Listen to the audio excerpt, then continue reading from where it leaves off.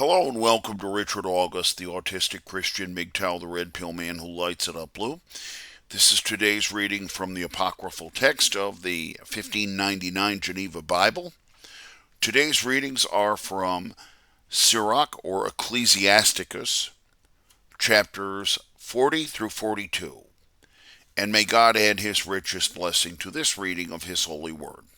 We begin with Ecclesiasticus chapter 40. Great travail is created for all men, and an heavy yoke upon the sons of Adam, from the day that they go out of their mother's womb, until the day that they return to the mother of all things, namely their thoughts, and fear of the heart, and their imagination of the things they wait for, and the day of death. From him that sitteth upon the glorious throne, unto him that is beneath in the earth and ashes, from him that is clothed in blue silk, and weareth a crown, even unto him that is clothed in simple linen. Wrath and envy, trouble and unquietness, and fear of death, and rigor, and strife, and in the time of rest, the sleep in the night upon his bed, change his knowledge. A little or nothing is his rest, and afterward in sleeping he is as in a watchtower in the day. He is troubled with the visions of his heart, as one that runneth out of a battle. And when all is safe he awaketh, and marvelleth that the fear was nothing. Such things come into all flesh, both man and beast, but sevenfold to the ungodly. Moreover, death and blood, and strife, and sword, oppression, famine, destruction, and punishment. These things all are created for the wicked, and for their sakes came the flood also. All things that are of the earth shall turn to earth again, and they that are of the waters shall return into the sea. All bribes and unrighteousness shall be put away, but faithfulness shall endure forever. The substance of the ungodly shall be dried up like a river, and they shall make a sound like a great thunder in the rain. When he openeth his hand he rejoiceth, but all the transgressors shall come to naught. The children of the ungodly shall not obtain many branches, for the unclean roots are as upon the high rocks. Their tender stalk, by what water soever it be, or water bank, it shall be pulled up before all other herbs. Friendliness is as a most plentiful garden of pleasure, and mercy endureth forever. To labor and to be content with that a man hath is a sweet life, but he that findeth a treasure is above them both. Children, and the building of a city maketh a perpetual name, but an honest woman is counted above them both. Wine and music rejoice the heart, but the love of wisdom is above them both. The pipe and the psalterian make a sweet noise, but a pleasant tongue is above them both. Thine eye desireth favor and beauty, but a green seed time rather than them both. A friend and companion come together at opportunity, but above them both is a wife with her husband. Friends and help are good in the time of trouble, but alms shall deliver more than them both. Gold and silver fasten the feet, but counsel is esteemed above them both. Riches and strength lift up the mind, but the fear of the Lord is above them both. There is no want in the fear of the Lord, and it needeth no help. The fear of the Lord is a pleasant garden of blessing, and there is nothing so beautiful as it is. My son, lead not a beggar's life, for better it were to die than to beg. The life of him that dependeth on another man's table is not to be counted for also, for he tormenteth himself after another man's meat. But a wise man and well-nurtured will beware thereof. Begging is sweet in the mouth of the unshamefaced, and in his belly there burneth a fire. Ecclesiasticus chapter 41. O death, how bitter is the remembrance of thee to a man that liveth at rest in his possessions, unto the man that hath nothing to vex him, and that hath prosperity in all things, yea, unto him that yet is able to receive meat. O death, how acceptable is thy judgment unto the needful, and unto him whose strength faileth, and that is now in the last age, and is vexed with all things, and to him that despaireth, and hath left patience. Fear not the judgment of death. Remember them that have been before thee, and that come after. This is the ordinance of the Lord over all flesh. And why wouldest thou be against the pleasure of the Most High? Whether it be 10 or 100 or 1,000 years, there is no defense for life against the grave. The children of the ungodly are abominable children, and so are they that keep company with the ungodly. The inheritance of ungodly children shall perish, and their posterity shall have a perpetual shame.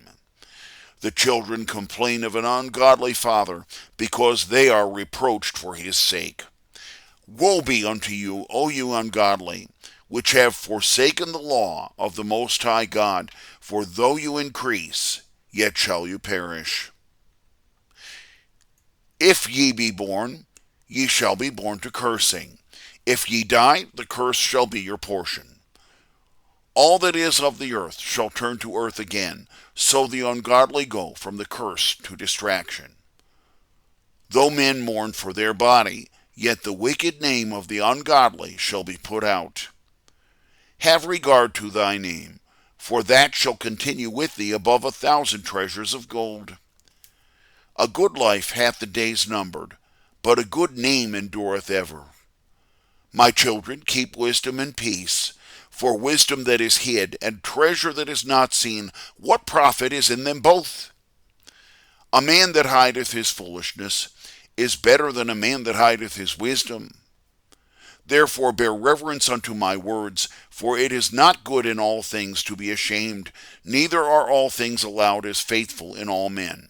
Be ashamed of whoredom before father and mother, be ashamed of lies before the prince and men of authority, of sin before the judge and ruler, of offense before the congregation and people, of unrighteousness before a companion and friend, and of theft before the place where thou dwellest, and before the truth of God and his covenant, and to lean with thine elbows upon the bread, or to be reproved for giving or taking, and of silence unto them that salute thee, and to look upon an harlot, and to turn away thy face from thy kinsman, or to take away a portion or a gift, or to be evil-minded toward another man's wife, or to solicit any man's maid, or to stand by her bed, or to reproach thy friends with words, or to upbraid when thou givest anything, or to report a matter that thou hast heard, or to reveal secret words.